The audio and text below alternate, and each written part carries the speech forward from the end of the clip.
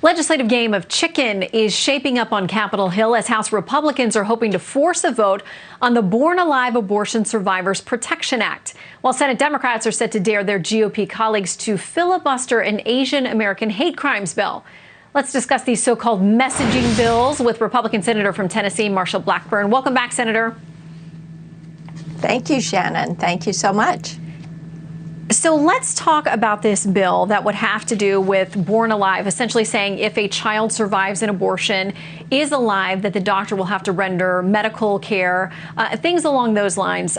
There are plenty of critics, as you would imagine. Planned Parenthood saying this: so-called Born Alive bills fabricate a problem that doesn't exist. Doctors already have an obligation to provide appropriate medical care. They go on to say infants could be taken away from their parents by doctors under the threat of criminal charges in order to receive unnecessary medical treatment that only prolongs suffering. How do you answer the critics that say this thing has no chance and it's a waste of time? Shannon, we all know that there are children, and many of us know these children that survived a botched abortion. And what we are doing is simply saying that if a child survives that abortion, they deserve the same medical care that a child who would have been born at that same time in pregnancy is going to receive. Our neonatal units in our children's hospitals, critical care units, have children that are born at 25 weeks, 27 weeks, and we know that we want to see these children receive that same level of care. The Susan B. Anthony List, which is a pro-life group, and they're very involved politically, tweets this out. You would think no one would have a problem requiring healthcare workers to provide medical care to a living, breathing infant born alive during an abortion attempt. You would be wrong. They go on to thank a number of House Republicans who are going to try to force this to a vote. But back to the issue that Planned Parenthood said, they would argue no one is voting against something like that because there are already protections in place that say doctors would have to attend to the child. Fact or fiction?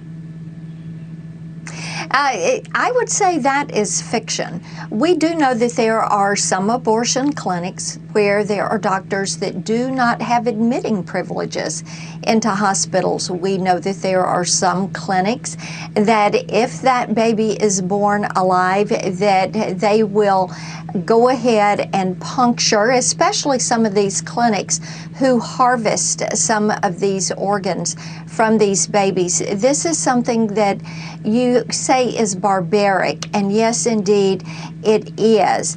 And people will say, well, that couldn't possibly happen. But Shannon, you and I know that does happen. Mm-hmm. Yeah, and I spent a month covering the Kermit Gosnell trial in Philadelphia. You spent a lot of time investigating similar circumstances, and a jury found that it indeed did happen in that clinic.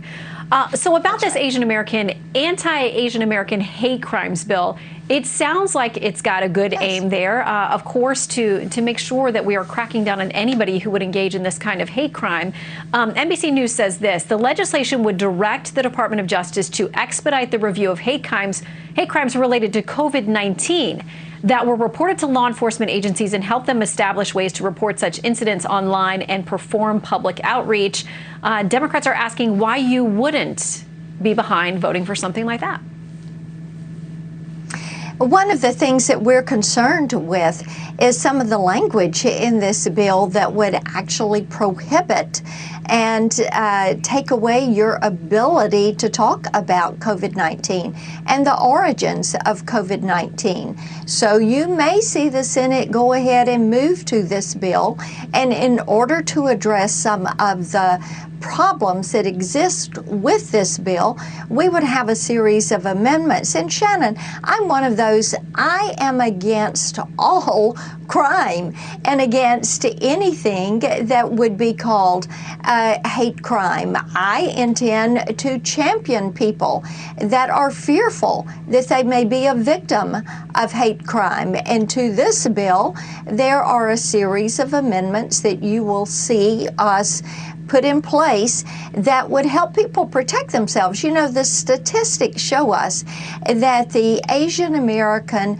population in many of our larger liberal cities are where you find the majority of these crimes taking place. These liberal city mayors, these big city governors big state governors like California and New York indeed need to be doing more to protect all of their citizens. Well, let us hope that there can be some common ground on that principle, at least, as the Senate tries to move forward. And I know that with concerns about language, it's very important, the amendment process. And we're hoping that everybody will have a chance to find a bipartisan solution to this. Senator, thanks for coming back. That's right. Always good to see you. I would offer, yes, good to see you. Thank you.